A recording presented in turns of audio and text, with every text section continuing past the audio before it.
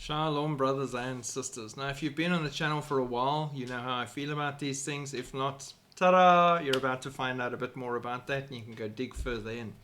So, I do think that Pope Francis is the last pope, just like some of the Catholics in the Catholic organization believe that the prophecies of Malachi, which can't be proven, and many say were written in his name but wasn't him, say that Peter the Roman, which is also known as this final pope, will be the last pope before the end of the world, the return of Christ, Armageddon, and all these things. And me, as an outsider to the Catholic Church, just looking at world events and prophecy from a biblical perspective and what the Lord's showing and revealing to us at this end time, when the books are open for us to understand the times we're living in, can see that this is the last pope, especially the way he came in and the previous one resigning. Those things didn't normally happen, and his agenda and the things he's been pushing with transgender and all these other things all over the place, the very sin and the idols he's brought in once again. He is an evil little man, Peter the Roman, and I do believe he's that last pope. So now the man's in hospital. Pope Francis hospitalized with complex and clinical medical condition. Aged 88, currently undergoing treatment at Rome's Gemelli Hospital for a complex polymicrobial respiratory tract infection. Now, before I carry on, don't you find it interesting that the respiratory tracts are being attacked worldwide? Most people have got an issue with breathing or with their lungs or their respiratory tracts. Most of these new viruses and things being released on mankind attack first and foremost the heart or the respiratory tract.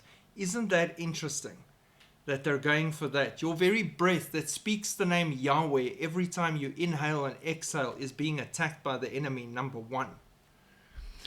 This condition, identified through recent medical tests, involves multiple microorganisms affecting his respiratory system, necessitating an adjustment in his therapeutic regimen. According to the Mirror, the Vatican has described his clinical situation as stable but intricate, requiring an extended hospital stay. He was admitted on Friday morning after needing to abandon reading a number of his recent speeches due to breathing difficulties. Maybe he was reading them, realizing how evil they were, and suddenly having a panic attack. Who knows? Vatican City says that Pope Francis' medical condition has worsened. The Holy See announced on Monday lunchtime with his respiratory tract infection, it's now needing increased treatment and a lengthened stay in hospital. Around 1 p.m. Rome time on Monday, the Vatican announced a deterioration in his condition. He has been in hospital since Friday morning. He was taken to receive treatment for ongoing bronchitis or other respiratory issues brought on by reading his speeches. Or maybe we shouldn't be listening to them if that does this to him when he just reads them. Who will be the next pope to replace Francis, and will he be the last pope? As Pope Francis, the current pontiff of the Catholic Church, continues to navigate his tenure amidst health concerns, speculation has now ramped up about who might succeed him. The intrigue is further fueled by historical and mystical narratives like the prophecy of the popes attributed to Saint Malachi, which suggests Pope Francis might be the last pope before the end of the world. That's my position. Pope Francis is supposedly described as Peter the Roman, the last in the sequence, leading to speculation about his role in end-time scenarios. The Catholic Church itself does not recognize the prophecy as authoritative or credible in official teachings. They do, however, believe in Mary appearing all over the place because she has nothing better to do, and for some reason she's allowed to pop down wherever she wants, even though all other saints, according to Jesus Christ, live once and thereafter the judgment and can't come back. But hey, Mary, Catholic Church, come on. That's credible. But Malachi getting it right about the last pope, not credible. I do believe he's the last pope. I think he's important because the whole world reveres him. And those that don't revere him are very seriously watching him, like us.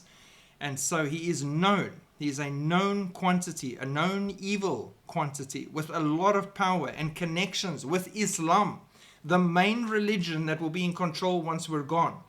So he's bridging all these religions and bringing them together, and he's doing the whole interfaith thing. He's laid all the groundwork. He's the perfect candidate for the false prophet. Wouldn't it be a fantastic miracle if he heals himself and walks out of the hospital and says, "Behold, my lungs are working. I'm sorted. Look how I've been healed." Incredible.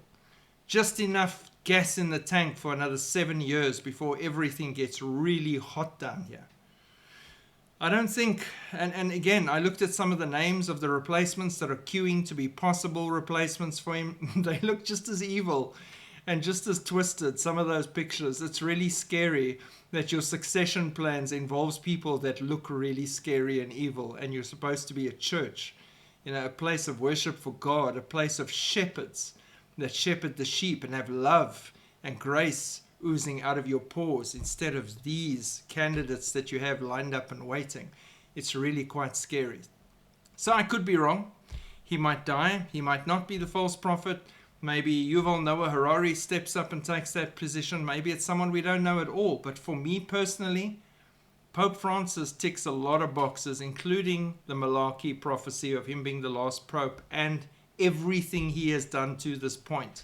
It would make sense to me if he had a miraculous turnaround or saving situation and waltzed out of there with a lot more acclaim and holiness bestowed upon him because of this event. So keep your eyes on the situation as it develops. Shalom.